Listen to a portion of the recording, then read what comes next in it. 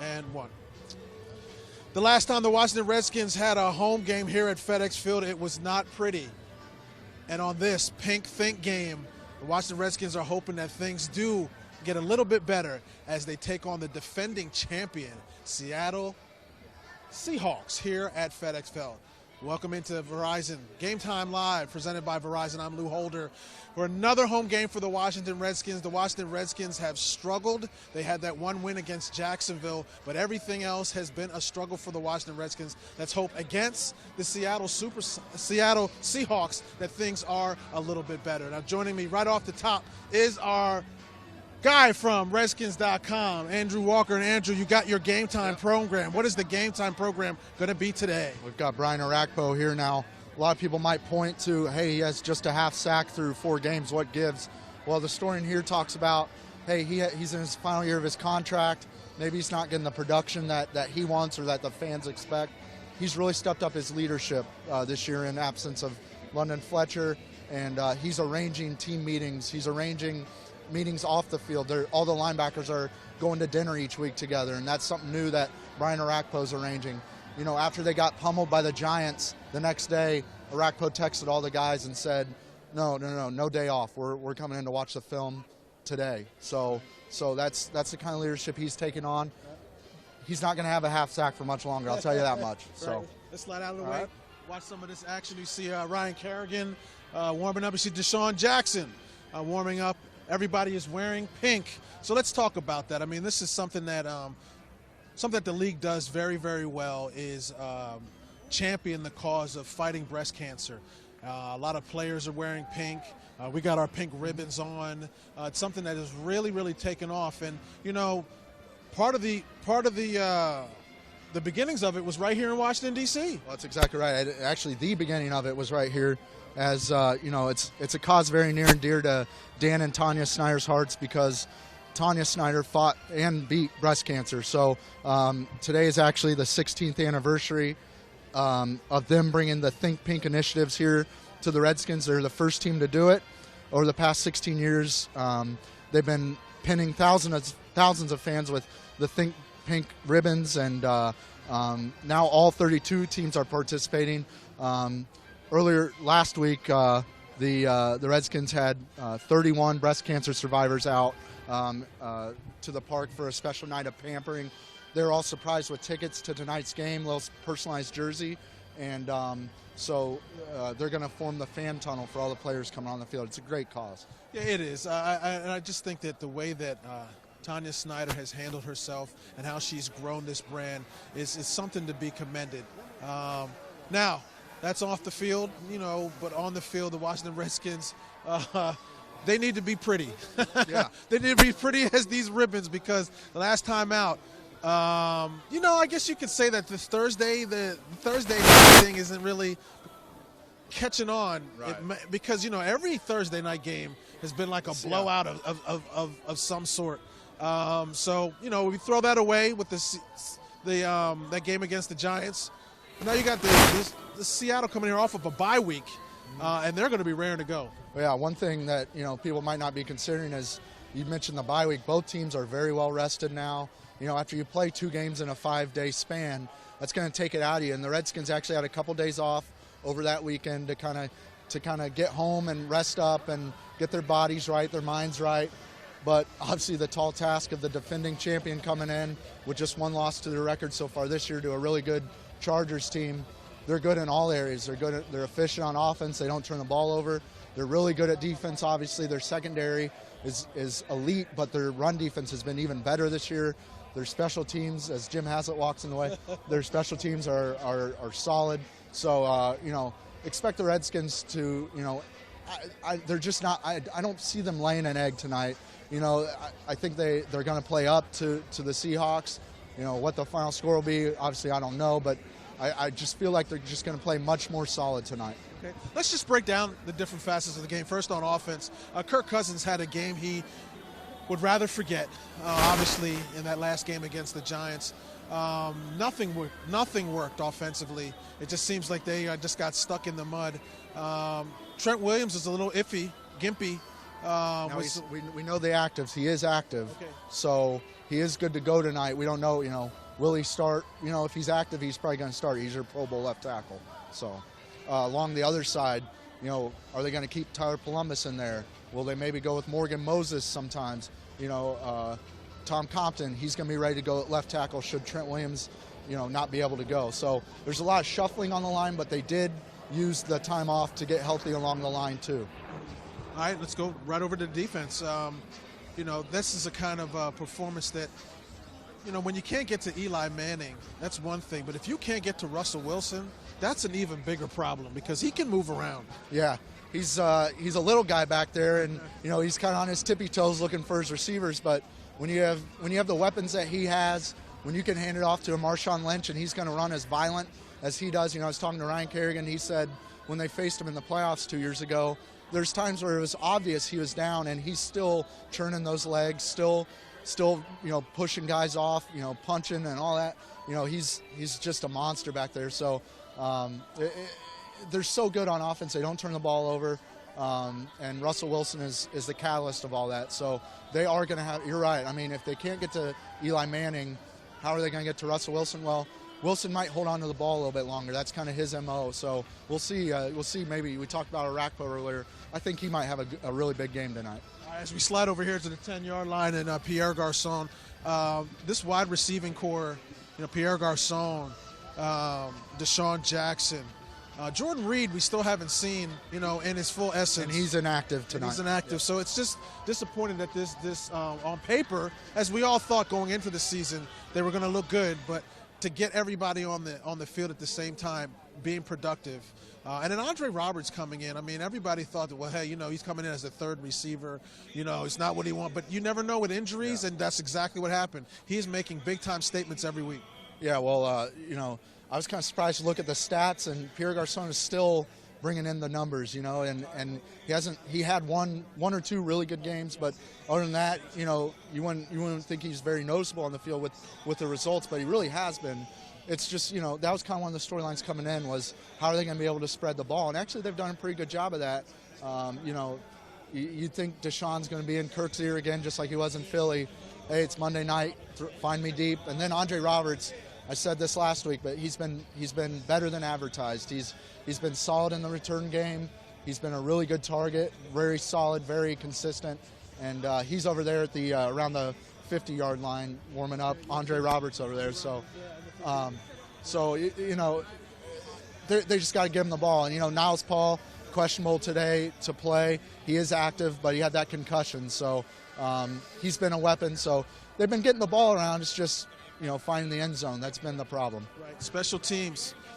You could say that two of those games, the Houston game and the Eagles game, special teams played a major factor.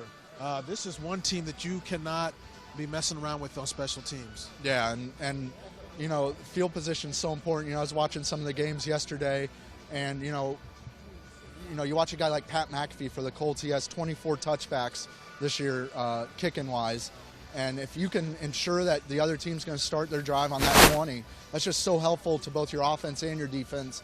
So, the Redskins don't have that huge leg kick and kickoff, so they have to be better on kick coverage.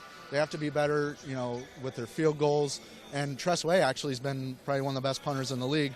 He's been a big shock for everybody but Tress Way and Ben Kotwika, who knew what he could bring to the table. Andrew Walker from Redskins.com. Thanks for joining us as always. Enjoy the game. All right, thank you. All right, that's Andrew Walker from Redskins.com. Checking in, and after that, there's only one way to go. You got to go big, and you got to go sexy. I'm so glad when you join me on this show. I am, because you just bring just a comfort level to me like no other. He always comes with his accoutrements, with all his Samsung and doing all that stuff. So what you got? Well, we know about the inactive, or some of the inactives and actives. Trent Williams is up. Yeah, Trent Williams and Jordan Reed is down. As expected, both. Now the question is how good will Trent Williams play, and how long will he be able to play? That's, to me, the more interesting question than was he going to be active. Had a slight dislocation of the knee. I talked to him on Saturday afternoon. He was still in quite a bit of discomfort after a week of practice and after a week and a half to kind of heal it. Originally, I thought he was not going to be able to play in this game when I talked to him the last time we were here at FedExField. So credit to him. The question now, again, is how good. And the Redskins are in some trouble here because, as we know, Tyler Columbus has struggled a little bit at right tackle as well. And ideally, you could see a change there coming with Morgan Moses. But, you don't want Tom Compton and Morgan Moses playing at your bookend tackles. Right. And no Jordan Reed, not a surprise. Right. So last time they were here, obviously it was a debacle. It just wasn't something that you wanted to see.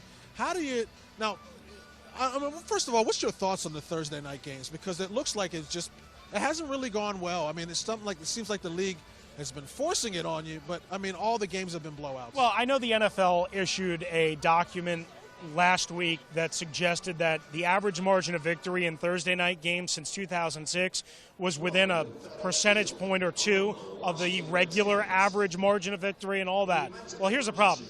This year it's not. And normally it's home teams that are dominant, which made what happened last week here so disturbing that the Redskins were kind of blown out. Now, I would caution everybody by saying, that was it was a 24-14 game, Lou. A couple of minutes into the third quarter, the Redskins scored the touchdown first drive of the second half to make it 24-14. Then they go out and get a defensive stop. Then they get the ball back and have a 3rd and 3, and then the turnover parade really began. Now, they had turned it over twice for 10 points in the first half, but that's where that game was lost. So I disagree that it was a blowout from the start, that they had no chance. Jim Haslett's defense was blamed for a lot. I don't think it was Jim Haslett's defense. They didn't play well, but they gave up 28 points on 127 yards worth of field position gained by the Giants. A lot of that in the second half. That's not a defense's fault. But it's just one of these things that we went through a 3-13 season last year. And to be quite honest, this has all the makings, if it's not there already, as one thing goes wrong here, one thing goes right here, and we could be looking at a slide. I mean, you got Arizona next week. Yeah. That's not going to be easy. I mean, you look at those games like the Eagles game where could have been had. You look at that Houston game. Could have been had, both on special teams, just, not being up to par. And now you're looking at the bottom of the division. The Dallas Cowboys are 4-1. Yep. The Eagles are 4-1. The Giants are not right far behind them. And, this is not an easy test Luke, tonight. That's why you can't beat yourself in this league. And the Redskins find a way. And, hopefully it doesn't happen tonight. But quite honestly, my confidence level in that not happening is very low. The Redskins find a way to beat themselves more than other opponents beat them, if that makes sense. And whether it's turnovers or penalties, I mean, this team has, I think, 38 penalties through 4 games. You can't do that when you have so little margin for error when you're a good team. When you're not a good team, and I can't call them a good team, you don't have that margin for error to beat yourself as much as they do. And then when you combine the turnovers with the penalties, it's an absolute disaster. And here comes Trent. Who's going to give it a go? They're going to need him big time. Yeah, and Trent, again, will play. There was not a question in my mind that was going to happen. The question is how will he hold up? And, he's had, I think, 4 penalties so far on the year. Maybe it's 5. And he got beat on a holding penalty last week. And I don't think Trent has looked great this year, but I also don't think he's ever 100% healthy. Not that many guys are, but that's a guy you need healthy. So, I mean, when you're around Jay Gruden, I mean, obviously this is not the start that he wanted as his first year as a head coach. No. What is his psyche right now?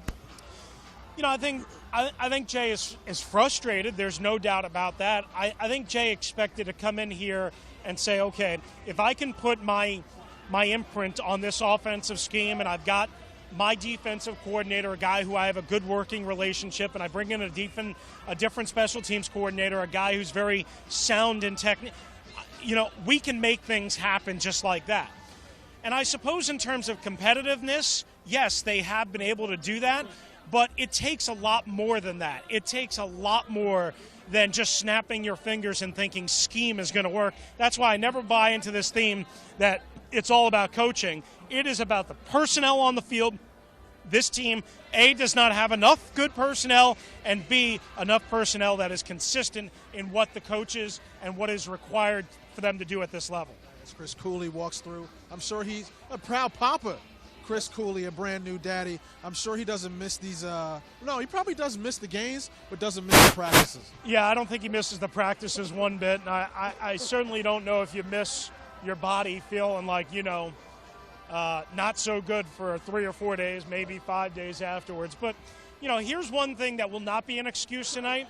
Neither team has played in a very long time. Maybe there'll be some rust. Maybe there'll be some jitters. But you know what? The Redskins haven't played in 11 days, and the Seahawks haven't played in 15 days. So, there should be no problems with that. Both teams should be fairly healthy and ready to go. All right, Chris Russell from ESPN 980. Thanks so much, Chris, for always joining us. Thanks, Luke. Appreciate you. As Chris leaves, we got our friend from earlier in the year, Rich Tandler, comes in from Comcast Sportsnet doing his things. How you doing, Rich? Doing great. Thanks for having me on. No problem. So, listen, we were talking about different aspects of the game and of the season, and I want to get your thoughts on this really iffy time of year where you had a tough loss with the Eagles, you had a devastating loss against the Giants, you got the defending champs in your building, and then you go on the road to Seattle. That's a 4-game swing, and it's like they're right in the middle of it right now. Yeah, and it's a test. Every team in the NFL has tough stretches like this. And, nobody is going to give them a sympathy card because they were kind of beat up against the Giants. Nobody is going to give them a sympathy card because they got to have Seattle come here. It's just part of life in the NFL. Right. And when you talk about life in the NFL, this is something that Jay Gruden is now experiencing as a head coach for the first time. He's got to be thinking to himself, wow, this is a little overwhelming. Yeah, to an extent. But, he was around it in Cincinnati, certainly.